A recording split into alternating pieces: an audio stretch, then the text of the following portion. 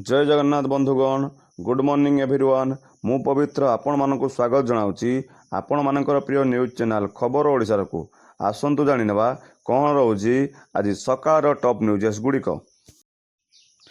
खरीफ ऋतु चाषी ठारू 3100 टंकार धान किणवा सरकार पूर्वर घोषणा कर कैबिनेट रे मोहर मारिया परे एथिपाई 5000 कोटी टंकार व्यवहार होईची। वर्तमान सरकार पक्षर समृद्ध कृषक नीति एसओपी आसी।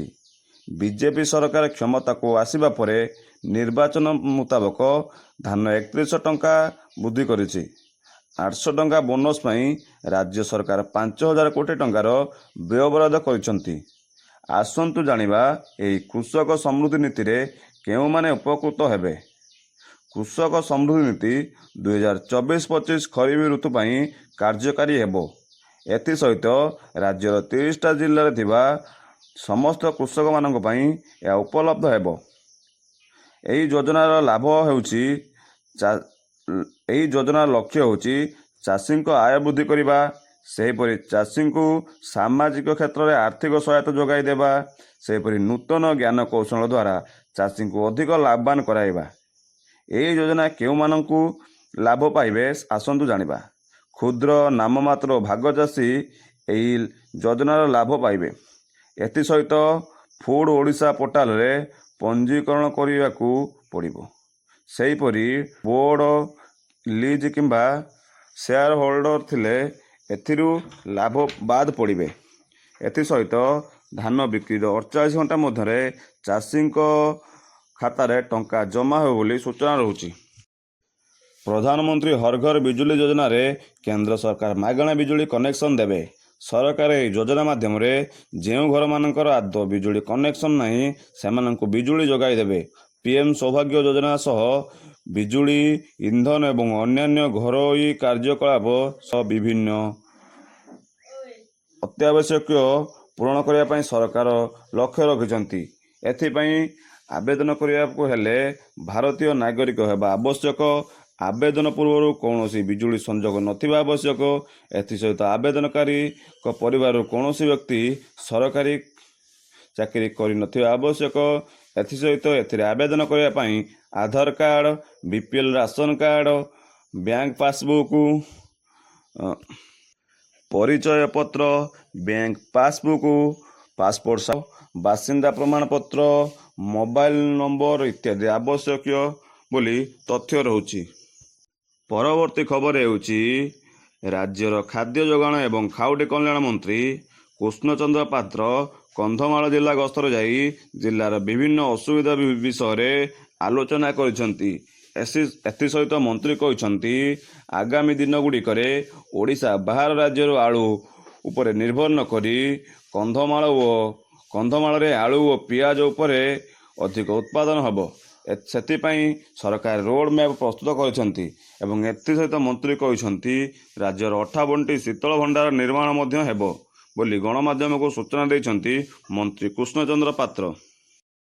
परवर्ती खबर हेउची पूर्व सरकार रे चालुथिबा लक्ष्मी बस को नहीं महा दुर्नीतिर अभियोग। यह केते टंकार किणा जाइछि, यह लाभ ना क्षति रे चालुछि से नहीं परिवहन विभाग पाखरे कौनसी तथ्य नहीं। अन्य पक्षरे बस परिचालना दायित्व रे थिबा 3टी संस्था को कोटी टंका देई सरकार पोषि आछुचंती बोली सूचना रहुछि। आसंतु नजर पकाई नेबा पाणीपाग संपर्कित किछि खबर उपरे। उत्तर पश्चिम बंगोपसागर सृष्टि होइछि लघुचाप। यार प्रभाव रे गंगेय पश्चिम एवं तत्संलग्न बांग्लादेश रे लघुचाप क्षेत्र यार प्रभाव रे आगामी 48 घंटा भितर प्रबल छेचिबो। यह सहित बालेश्वर एवं भद्रक रे प्रबल अति प्रबल वर्षा नहीं आंचलिक पाणीपाग विभाग तरफ उक्त जिला गुड़ी को सतर्क करा जायछि बोली सूचना रहुछि। परवर्ती खबर हेउछि राज्य रे आलू दर बेलगाम। सरकार आलू दर नियंत्रण करिबा विफल। दर एबे किलो पिछा 50-60 रे बिक्री होतिया बेले सरकार अनेक प्रयास सत्ते नियंत्रण को आसुनी आलू दर बोली सूचना रहुछि। परवर्ती खबर हेउछि राज्यर प्रत्येक गाँ को जीव बीजेडी। बीजेपी को गाँ गाँ रे घेरिबो बीजेडी। बीजेपी रो प्रतिश्रुति ପାଣିର ଗାଁ ଗାର ବୋଲି ଲୋକମାନଙ୍କୁ କରିବ ସଚେତନ, ଏନେଇ ସୂଚନା ରହୁଛି। ପରବର୍ତ୍ତୀ ଖବର ହେଉଛି ରାଜ୍ୟ କଂଗ୍ରେସକୁ ବଡ଼ ଝଟକା, କଂଗ୍ରେସରୁ ଇସ୍ତଫା ଦେଲେ ବରିଷ୍ଠ ନେତା ବିଜୟ ପଟ୍ଟନାୟକ, ଦଳକୁ ଦେଲେ ଇସ୍ତଫା ପତ୍ର ବୋଲି ସୂଚନା ରହୁଛି। ପରବର୍ତ୍ତୀ ଖବର ହେଉଛି ଗରିବ ସିନା କିନ୍ତୁ ମନରେ ଟିକେ ବି ଲୋଭ ନାହିଁ।